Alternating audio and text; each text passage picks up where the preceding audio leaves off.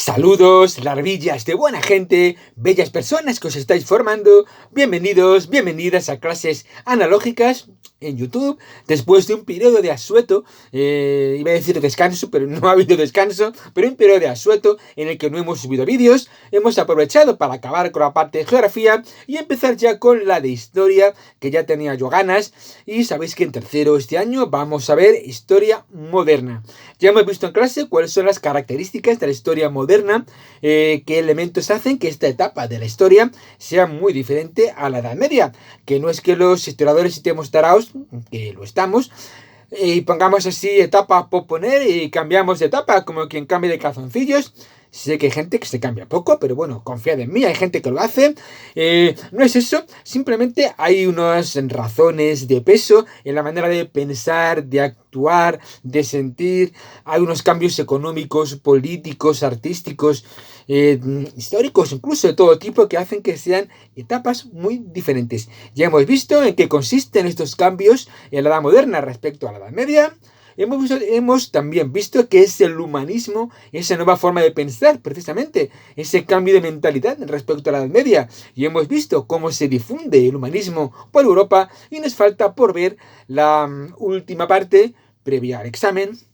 Es decir, las reformas de la iglesia, que no quiere decir que en la parroquia del barrio hagan obras, hagan ñapas y pongan escayolas en los techos y demás. Simplemente quiere decir que de repente en el occidente europeo van a surgir nuevas iglesias.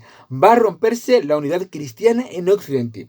Cierto es que ya existía otra iglesia cristiana, los ortodoxos, pero bueno, esos están ahí lejos, en Bizancio, en parte de Rusia, en el este, no molestan, no estorban, están muy lejos, hablan raro, y en fin, nadie se encuentra con un ortodoxo por la calle en ese momento, así que no hay mucho problema. Es cierto que también había bastantes sectas en la Edad Media, bastantes herejías, los cátaros, sin ir más lejos, a los que chanfainan sin ningún problema, pero esto no son herejías, estos son iglesias, nuevas estructuras, nuevos dogmas que va a seguir mucha gente y de repente va a seguir las instrucciones de unas iglesias, de unas instituciones eclesiásticas y no de otras. Es decir, ya no solamente en Occidente estarán los católicos que siguen creyendo y obedeciendo al Papa, sino que habrá otras iglesias. Estarán los luteranos o protestantes, estarán los calvinistas y estarán los anglicanos. Ahora las vemos. El caso es que no solamente aparecen nuevas iglesias, nuevas estructuras, nuevas jerarquías eclesiásticas, sino que además va a haber guerras de religión entre cristianos. Esto era un mind-blowing de la época. En la Edad Media hemos estado acostumbrados a las cruzadas y a cómo el cristianismo se enfrenta al Islam. Ahora va a haber guerras de religión. Guerras por motivos exclusivamente religiosos entre cristianos. Ahí es nada.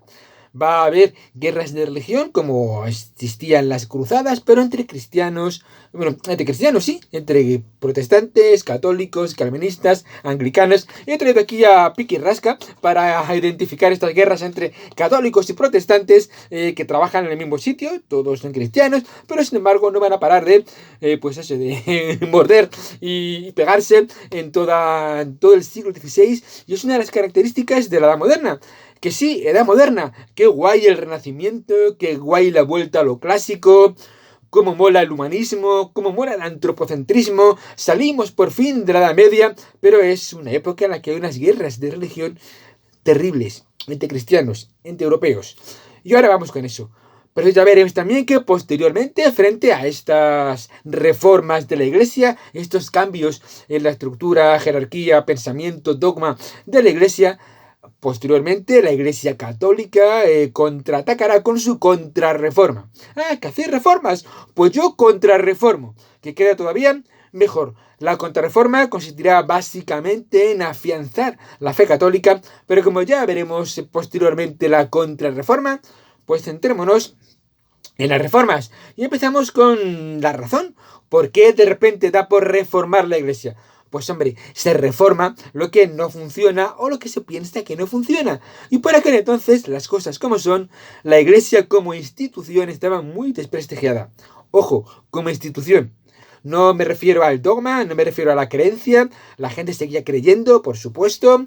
el ateísmo es una cosa bastante extraña hasta prácticamente nada de tiempo, pero que lo que es la institución, lo que es la jerarquía eclesiástica estaba muy desprestigiada. El Papa estaba muy desprestigiado, las altas jerarquías eclesiásticas, obispos, cardenales, etc., etc. también, tenían ciertas costumbres que no estaban bien vistas. Había bastantes abusos de la iglesia. Por un lado estaba el nepotismo, es decir, enchufaban a familiares. Yo tengo mi primo que es muy majete, pues no pasa nada. Obispo, arreglado, perdón. Oye, ¿y qué pasa con mi tía? Pues no pasa nada, también enchufamos. Todos enchufados, venga, alegría. Estaba lo que se llamaba el nicolaísmo. Sabéis que, bueno, ahí existe el celibato en la Iglesia Católica. No me hagáis explicar qué es el celibato, pero básicamente que, bueno, pues sacerdotes no pueden mantener relaciones sexuales y por tanto no pueden casarse, porque ya sabéis que toda relación sexual fuera de matrimonio es pecado, según la Iglesia. Y como no puedes casarte porque eres sacerdote, pues eso se lleva a que no puedes mantener relaciones sexuales, celibato. Bueno, pues se lo saltaban, se lo pasaban, nunca mejor dicho, se lo pasaban por el arco de triunfo. Esto es el nicolaísmo. Estaba la simonía, la venta de cargos eclesiásticos, pero sobre todo, la más chunga de todas y la que más cola atrajo, fueron las indulgencias. Las indulgencias es el pago por el perdón de los pecados. Tú cometes pecados, no te preocupes, pagas unos duros tranquilamente, te damos un certificado de que este señor ha pagado una indulgencia, con lo cual se salva del fuego eterno. El pecado queda perdonado porque has pagado un certificado. Como veis, pagar por el perdón de los pecados no está muy bien visto, no se veía nada bien.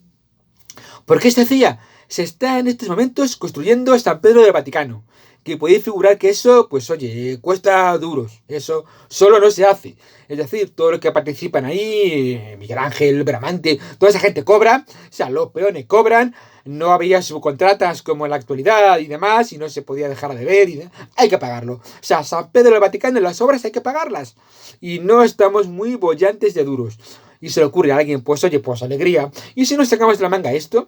¿Y si estábamos unos certificados de que has pagado para que se perdonen los pecados? Y dijeron, ¿y de acá? ¿Qué puede salir mal? Ahora vemos que puede salir mal. El caso es que venga, indulgencia para arriba, indulgencia para abajo. Y hay un monje alemán, Lutero. Lutero era agustino y está un poquito mosca con el tema de las indulgencias. Dicen las malas lenguas que como el tema de las indulgencias no se le encarga a los agustinos, sino que se le encarga a otra orden monástica, es la razón por la cual Lutero se enfada. Pero bueno, son maledicencias, no lo sabemos. En el caso es que Lutero, muy mosca por todo el tema de la corrupción de la iglesia y sobre todo por el tema de las indulgencias, se va un día, como no había Facebook y no podía poner en el muro del papado y no había Twitter, no podía darle dislike y estas cosas al Instagram del Papa, León X, por cierto, se le ocurre, pues oye, el único muro que encuentra es el muro de la iglesia de la catedral de Wittenberg y allí va y clava sus 95 tesis, es decir, 95 chapas sobre por qué razón lo está haciendo mal la iglesia católica. Estamos en el año 1516. ¿Veis? Yo tampoco me sé las cifras. Me acabo de olvidar, no os preocupéis. 1517. Cuelga, pues eso, tan ricamente, pim pam, martillo clavo, en la puerta de la catedral de Wittenberg, en la puerta ahí, en el muro, cuelga sus 95 tesis. Y resulta que le sigue gente, hay gente que llega, que pasa, que la lee, mira, le da likes y estas cosas, retuitea, cómo mola Lutero, qué guay, qué razón tiene, más razón que un santo, ¿verdad? Es como puños. La cosa es que empieza a tener seguidores. La Iglesia Católica, el Papa, llama a Lutero a que se retracte. Y retráctate, Lutero. Dice, no, pues no me pienso retractar. Pues te excomulgamos. Pues excomulgadme. ¡Hala! Excomulgado. Excomulgado en 1521. Ahora, entre nosotros, una excomunión, pues nos parece una chorrada, sinceramente. Excomunión es que estás fuera de la iglesia para todo. Pero para todo, es decir, cuando te vayas a morir no tienes extrema unción, no te pueden enterrar en sagrado, tus sacramentos son como si no los hubieras hecho, es decir, a todos los efectos estás fuera de la iglesia. Hoy día nos parece un poco así que bueno, pues tampoco es para tanto, pero en ese momento una excomunión es una cosa para tenerlo bastante en cuenta. El caso es que pim pam, así, con la tontería, pues monta una religión Lutero, de gente que le sigue, y tiene una serie de diferencias los protestantes o calvinistas frente a los católicos. A saber, para empezar, La salvación, al paraíso, al más allá, llega solamente con la fe. No hacen falta buenas obras. Porque si tú tienes fe, si crees de verdad en Dios, vas a hacer buenas obras. Pero no hace falta que lo enseñes, no hace falta que lo demuestres, no hace falta que lo restriegues por ahí. Porque piensa Lutero que mucha gente esto que está haciendo es de cara al público, de cara a la galería. ¿Tú no crees? ¿O te da igual todo? Pero en el fondo sí vas a demostrar lo guay que eres dando limosna y estas cosas. Eso no se hace. Si crees en Dios y ya está. Y con la fe te vas a salvar. Las buenas obras no son importantes. Luego esto se puede malinterpretar. Pero primer punto de diferencia de los luteranos frente a los católicos. Segundo, la interpretación de la Biblia. La Biblia puedes interpretarla como quieras. Normalmente en la Iglesia Católica la Biblia, la interpretación de la Biblia se debe a los sacerdotes, son quienes explican la Biblia al pueblo, para eso están los sermones y las homilías. Prácticamente nadie sabe leer, de ahí la importancia de que te expliquen la Biblia. Y que claro, la Biblia es costosa. ¿Qué ocurre? Que ya tenemos imprenta y ya empieza a publicarse la Biblia en alemán. La publicación de la Biblia, ya prácticamente con la imprenta, cualquiera puede tener una Biblia. Lutero dice que tú la Biblia la puedes interpretar. Si tú piensas que en este párrafo lo que quiere decir es que Jesucristo era un velociraptor, pongo por caso, pues ala, tú lo interpretas, ya tú, no hay ningún problema. Libre interpretación. Ay, perdonadme que me voy a ahogar. Es que hablar así sin parar parece que no, pero cansa. Y yo no contento con estar hablando toda la mañana en clase, voy por la tarde y hago vídeos. Ole mis gónadas, bebo agua y enseguida estoy bien. Sí, podría parar y eso, pero como luego no sé editarlo, bebo un sorbito, no he dado nada, es un sorbito, trago, podéis descansar si queréis. Ningún problema, ya estoy. Y decía, vale, libre interpretación de la Biblia. Esto nos lleva al segundo punto. El Lutero, los protestantes, los que no creen en la infalibilidad del Papa. Para los católicos el Papa es infalible en cuestiones de fe. Cuestiones de fe, el Papa puede decir que no existe el infierno, y ya está, y no existe. Y el Papa puede decir que existe el infierno, y sí, existe el infierno. El Papa puede decir que Jesucristo era un velociraptor, y ya está. El Papa es infalible en cuestiones de fe. Lo que diga el Papa va a misa, nunca mejor dicho. El Papa tiene línea directa con Dios. Y si el Papa dice que Jesucristo era un velociraptor, pues será porque Dios se lo ha dicho. El Papa es infalible, nunca falla en cuestiones de fe. Lutero dice que venga, anda, adiós, que si quiere bolsa, y que no, que el Papa falla como todos y no hay obediencia al Papa. Es uno de los puntos heavy, yo creo que casi de los más chungos, de lo que se podía haber aguantado y no, que no deba obediencia al Papa. El Papa, que es una de las figuras de poder, o lo era, más importante durante la Edad Media, era uno de los poderes universales, el Papa, el Emperador, las instituciones que nunca van a dejar de existir, van a estar siempre ahí, frente a reyes, a dinastías, a países, a territorios. Eso puede cambiar, pero el Papa y el Emperador van a estar siempre ahí. Estos son los poderes universales que están en pugna durante toda la Edad Media. Pero a lo que vamos, para los protestantes el Papa falla como todos y no obedecemos al Papa. Más cosas. Los católicos tienen 7 sacramentos, no quiero aburriros con todos, pero el caso es que los luteranos solo tienen 2, bautismo y Eucaristía. Te bautizas al nacer y cada vez que comulgas, que vas a la comunión, que realizas la Eucaristía y ya está, ya no hay más sacramentos. Arreglado, ni matrimonio, ni unción de enfermos, ni confirmación, ni ordenación sacerdotal, nada. Bautismo, Eucaristía. Otra cosa es que, bueno, los protestantes no adoran a la Virgen y a los santos. Ojo, no es que no existan. Por supuesto que existe la Virgen María y existen los santos, pero no les adoran. No rezan a la Virgen, no rezan a los santos.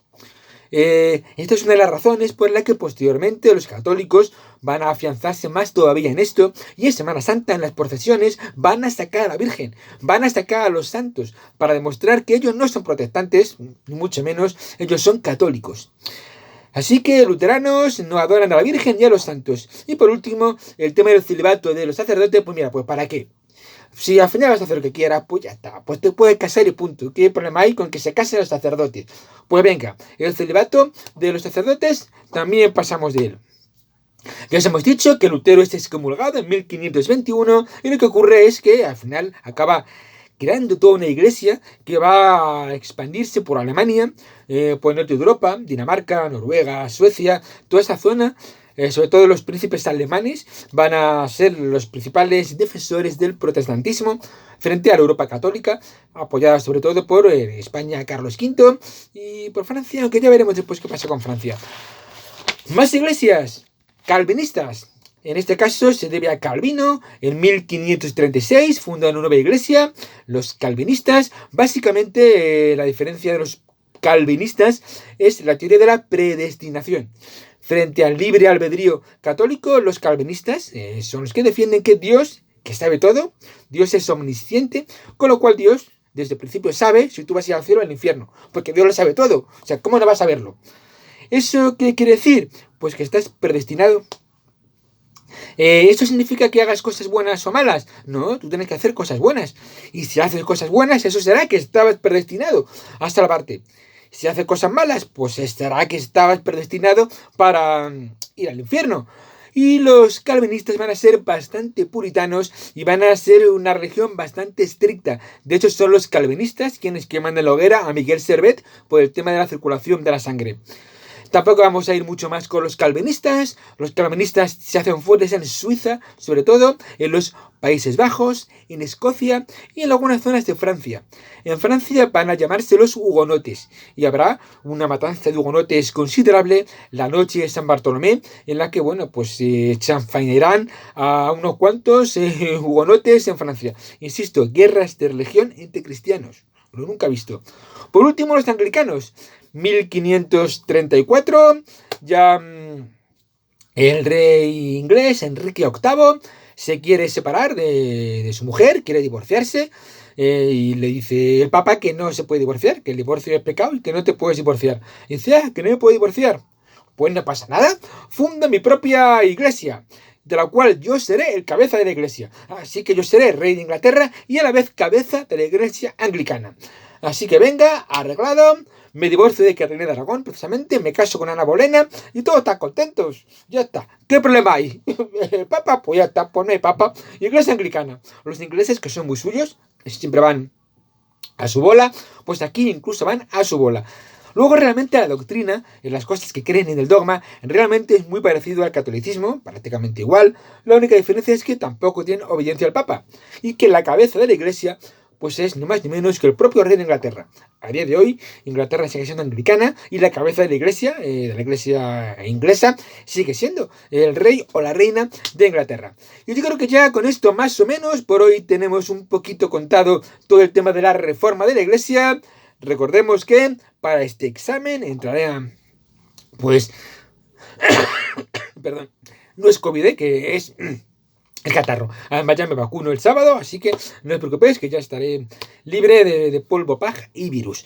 Decía, para el examen entrará el eje cronológico de las etapas de la historia, con sus puntos de cambio, entrará las características de la historia moderna, entrará el humanismo y entrará esto que hemos visto de la reforma para dejar la contrarreforma a la vuelta de la evaluación, que es realmente interesante. Y yo creo que ya hoy os he dado la chapa considerablemente, pero en fin, teníamos que terminar de contar este tema antes del examen y como ya no vamos a tener más clases, pues me ha tocado hacer esto, pero lo hago con mucho gusto y mucho amor a mis alumnos y alumnas. Así que nada, gracias por aguantar todas las chapas, tanto en clase como fuera, y recordad que la educación, como la vida, se abre camino. Gracias.